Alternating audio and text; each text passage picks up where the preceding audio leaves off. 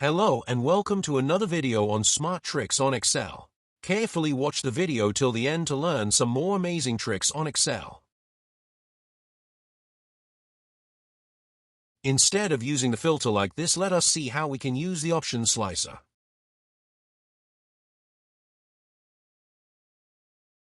Firstly, we need to select the data range and convert the data range into table. After converting the data range into table, we will go to the tab Insert and select the option slicer.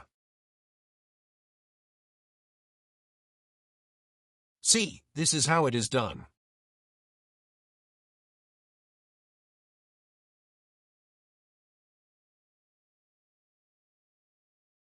Use the Control key to select multiple options in filter.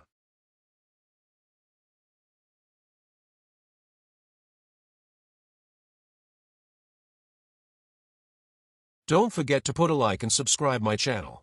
Also check my other videos on Excel to learn some amazing tricks on Excel that will help you in your corporate job and become a master in Excel.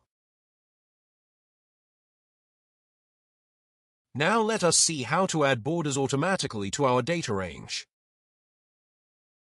Firstly, select the range where the data is to be entered.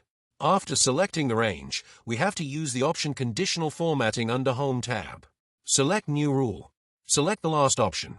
Put the first column of the heading and then press F4 twice to freeze the column. Then click on Format and then select Outline Border.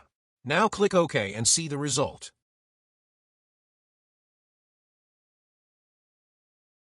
This small trick is surely enough to impress your boss and colleague.